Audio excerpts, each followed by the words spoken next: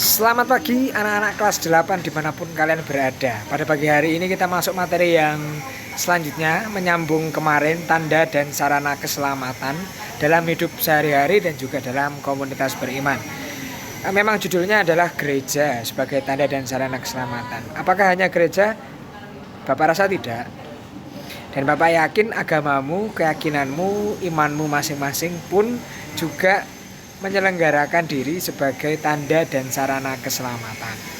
Jadi hanya judulnya saja, tetapi di dalamnya Bapak akan membahas seluruh secara luas begitu ya. Apa yang akan kita pelajari hari ini? Kemarin kita sudah melihat nomor 1 dan 2. Sekarang kita akan melihat nomor 3 dan 4. Komunitas beriman, agamamu sebagai tanda dan sarana keselamatan, dan juga simbol apa yang menghadirkan keselamatan.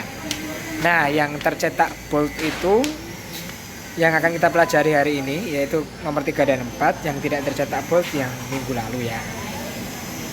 Semoga masih ingat. Nah, tanda yang khas dalam komunitas beriman.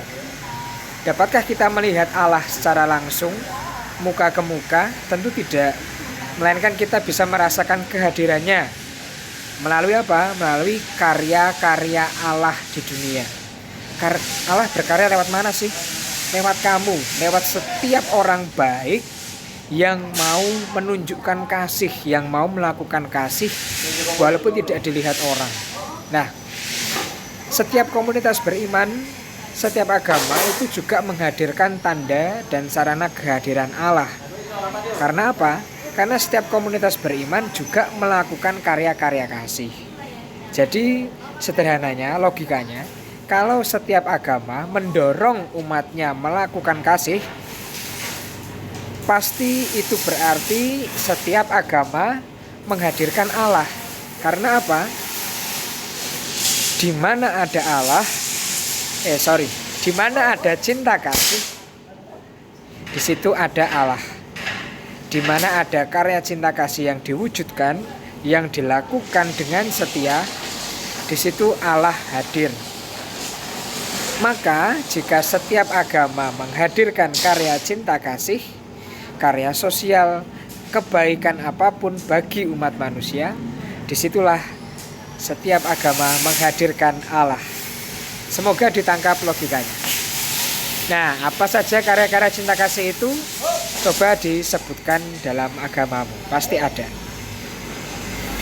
Nah, komunitas beriman menjadi sarana kehadiran Allah. Jadi sarana kehadiran Allah. Melalui apa kita berkomunikasi dengan Allah? Sementara kita tidak bisa melihat Allah. Melalui apa kita menerima keselamatan dari Allah? Sementara kita tidak bisa melihat Allah. Jawabannya benar, melalui komunitas beriman atau agama kita masing-masing. Karena komunitas beriman menjadi sarana dari keselamatan Allah yang dapat diterima oleh setiap manusia.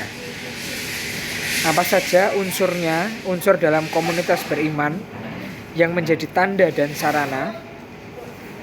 1, kitab suci. Setiap agama punya kitab suci kan, berisi sabda Allah.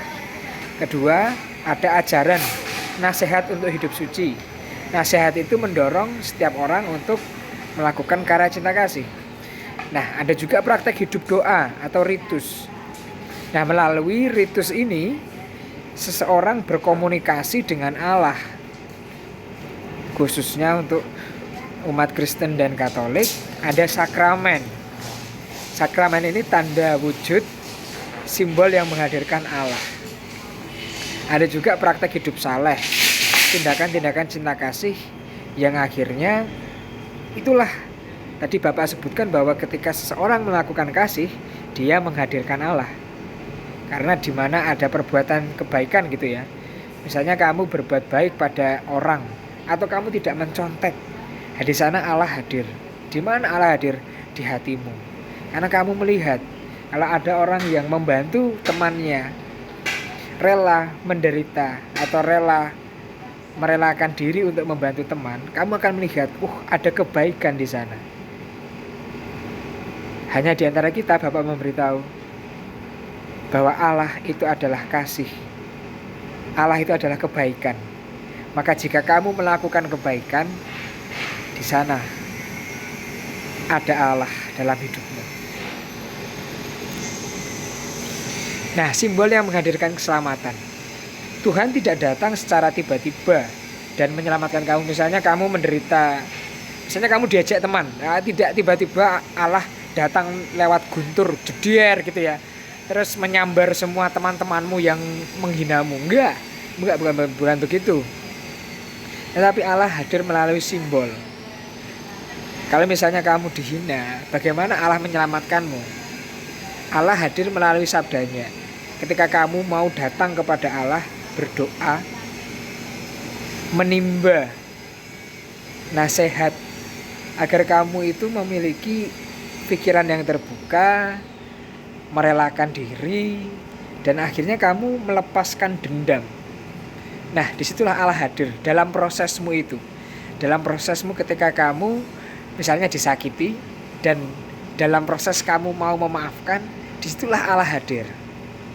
Disitulah keselamatan buatmu. Karena apa? Ketika kamu melepaskan dendam, kamu selamat. Simbol-simbol apa yang dipakai? Ya, nasihat tadi, ya sabda Allah tadi. Bapak jelaskan sekarang melalui budaya. Simbol keselamatan dalam budaya itu ada banyak sekali, tergantung budayamu apa saja. Kebetulan Bapak budayanya Jawa, maka ada selamatan, ada tedak siten yang bisa kalian lihat dari halaman 110-112 di bukumu. Itu ada dijelaskan di sana bahwa dalam budaya orang, dalam budaya manusia, masyarakat tertentu, ada yang namanya praktek-praktek budaya. Doa-doa yang ditujukan agar seseorang selamat. Misalnya tedak sinten. Itu acara di mana seorang bayi, balita, menginjak atau belajar berjalan pertama kali itu di usia 1 atau 2 tahun. Di sana banyak sekali simbol. Si bayi dimasukkan ke dalam kurungan ayam, si bayi dibantu oleh orang tuanya menyebar beras warna kuning, si bayi memakai baju baru. Itu simbol anak-anak. Tindakan ya. Tindakan itu merupakan simbol gitu ya. Nah, menyimbolkan apa? Melambangkan apa? Melambangkan harapan dan doa supaya si bayi selamat, supaya si bayi itu sukses, supaya si bayi itu dengan membagikan beras tadi, supaya harapannya si bayi itu memiliki hati yang dermawan. Jadi poin Bapak di sini adalah ada tindakan manusia dalam budaya yang melambangkan doa, menghadirkan keselamatan untuk si bayi, untuk orang-orang maksudnya. Semoga ditangkap ya poin ini ya.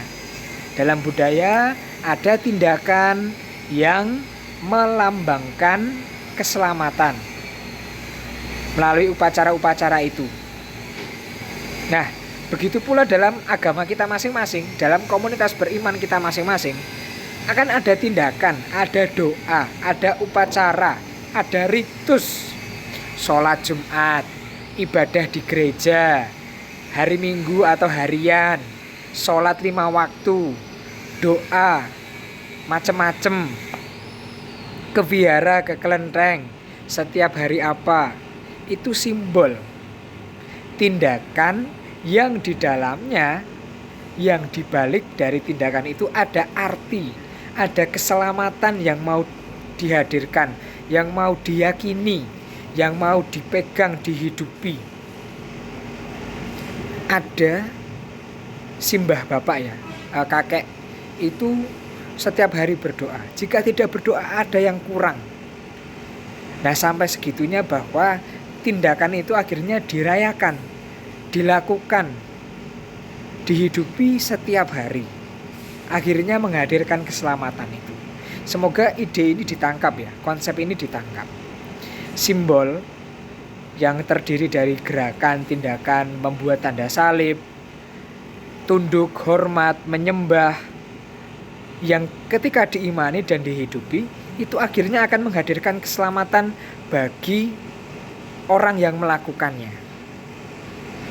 Karena apa? Karena kita percaya dalam tindakan manusia, dalam apapun yang kita lakukan ini, Tuhan hadir di sana. Tuhan menggerakkan setiap orang beriman melakukan tindakan-tindakan yang melambangkan keselamatan itu tadi. Bahwa roh Tuhan mendorong orang untuk berdoa. Nah, tugas komunitas beriman apa? Sederhana saja. Tugas komunitas beriman sebagai tanda dan sarana keselamatan, satu, melakukan karya kasih. Karena apa? Kasih itu melambangkan Tuhan sendiri. Karena kasih itu adalah Tuhan sendiri. Yang kedua, menghidupi dan merawat, juga merayakan simbol tadi. Doa. Ya kan komunitas beragama kan berkumpul ya. Setiap hari tertentu, misalnya setiap hari Minggu, atau setiap hari Jumat yang sholat misalnya. Setiap hari ada acara doa di gereja sebenarnya. Ada misa, ada ekaristi setiap hari. Itulah simbol-simbol yang selalu dirawat oleh komunitas beriman. Nah, itulah kedua tugas ini yang penting. Karena melalui dua ini Allah dinyatakan. Allah hadir dalam dunia ini. Allah yang tidak kelihatan hadir melalui satu karya cinta kasih, kedua melalui simbol-simbol yang dirayakan di gereja, yang dirayakan di masjid, di kelenteng, di vihara. Dari simbol-simbol itulah Allah hadir dan bisa kita lihat melalui sesama kita. Nah, sekarang tugas buatmu, coba sekarang difikirkan simbol-simbol agama apa yang melambangkan keselamatan yang kita rayakan gitu ya. Kalau Bapak ekaristi harian, nah silahkan disebutkan acaranya apa, deskripsikan singkat gitu ya. Misalnya setiap pagi saya ekaristi harian, misa, mendengarkan sabda Tuhan dan berdoa. Perasaan saya ketika melakukan itu damai. Hati saya yang sedih atau merasa berbeban berat, dalam ekaristi itu saya menjadi bersemangat lagi. Saya menemukan semangat untuk menjalani kehidupan saya. Contohnya seperti itu. Oke anak-anak,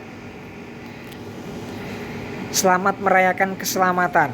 Karena keselamatan itu dirayakan saat ini melalui tindakan kasih dan simbol-simbol dalam agama kita masing-masing. Selamat merayakan keselamatan itu dalam imanmu masing-masing. Tuhan memberkati.